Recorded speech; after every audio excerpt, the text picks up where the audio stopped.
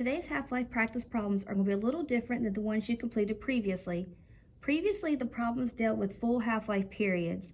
Today on these problems, we're going to be dealing with partial half-life periods, which is going to require you to use a formula that you learned in Math 3. That formula is A final equals A initial times 0.5 raised to the power of the total time divided by the time for one half-life period. This formula is not provided for you on your chemistry reference packets, so therefore it's something that you're going to have to memorize. For the first problem, you have 63 grams of cobalt-60, half-life is 5.27 years. How many grams will there be after 3 years? So we are looking for the final amount that remains. So I'm going to rewrite our formula here.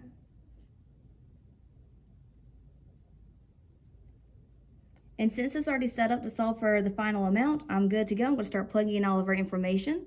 So we had 63 grams initially. And then the total time that passes is 3 years. And the time for one half-life is 5.27 years. And that's an exponent. Make sure that these units are in agreement. So for example, if the total time was given in years, but the half-life period was given in days, you'd have to convert so that they were either both in years or both in days. So I'm gonna, on the calculator, type in 63 times 0.5, and then use my caret to enter in my exponent. So for my exponent, I have 3 divided by 5.27.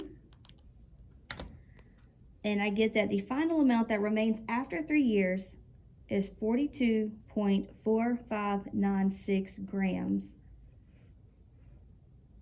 So that's the unrounded answer. That answer is not reported to the correct number of sig figs, but that is what you will get for your unrounded answer. For number 2, you measure 37 grams of strontium-90. The half-life is 28.8 years. How much was present 2 years prior? So this time we're trying to solve for our initial amount. So I'm just going to rewrite our formula. A final equals A initial times 0.5 to the power of total time over the time for one half-life.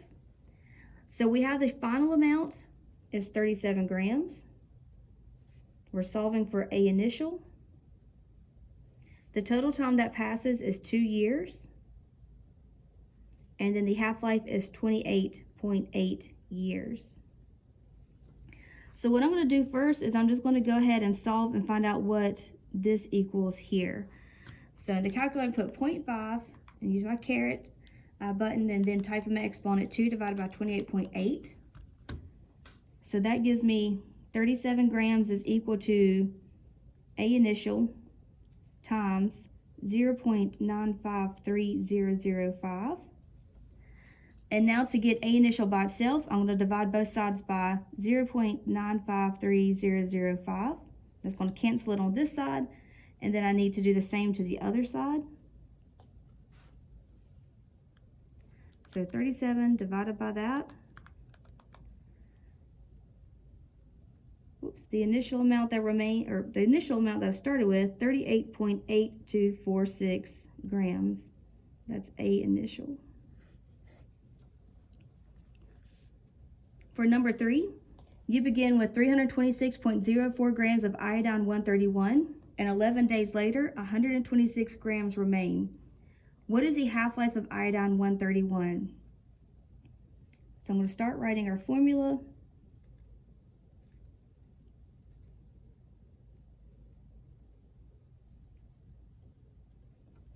So we begin with 326.04 grams. So that's our initial amount. 11 days later, 126 grams remain. So 126 grams is our final amount. 11 days is the total time that has passed. And then we're solving for the time it takes for one half-life period. So I want to go ahead and try to make this a little more condensed. So I'm going to go ahead and divide both sides by 326.04 grams.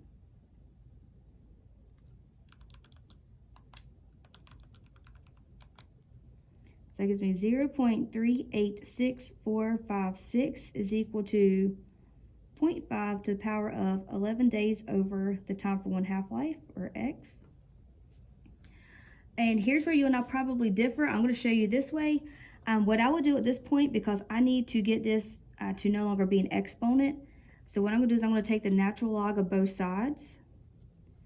So the natural log of 0.386456 gives me negative 0.950737. And then the natural log of 0.5 is going to give me negative 0.693147. And now that is going to be multiplied by 11 days over the time for 1 half-life, or x. Ultimately, I'm trying to get half-life by itself. So at this point, I'm going to go ahead and divide both sides by the negative 0.693147. That's going to cancel there. I'm going to do that to the other side. So I have negative 0.950737 divided by negative 0.693147. It gives me 1.37162 is equal to 11 days over x, or the half-life. So now I'm going to multiply both sides by that. And then to get it by itself, I'm going to divide both sides by 1.37162. So our half-life period is going to equal 11 days divided by 1.37162. And that's 8.01969 days.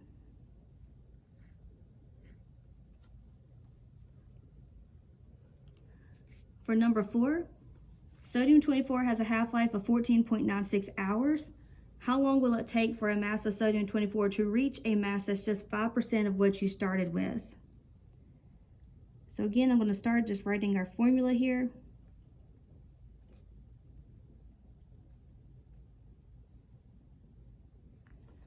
So we know that at time 0, 100% of our sample is radioactive, so 100 grams. And we want to know how long it takes before just 5% of what we started with is radioactive. So 5%, I'm going to use 5 grams for the final. I am solving for the total time. And I know the half-life is 14.96 hours. So again, I'm going to go ahead and, let's go ahead and get this moved over. So I'm going to divide both sides by 100 grams. So 0.05 equals 0.5. And then our exponent, total time over 14.96 hours. This time I'm going to solve it probably the way that you learned in Math 3. So what we're going to do is take the log, I'm going to use 0.5 as my base, and then 0.05. And then that's going to bring this down as from being an exponent. So total time over 14.96 hours. So on my calculator, log 0.5 is the base, and then 0.05. So I have 4.32193 equals the total time over 14.96 hours. Then I'm going to multiply both sides by 14.96 hours to get total time by itself.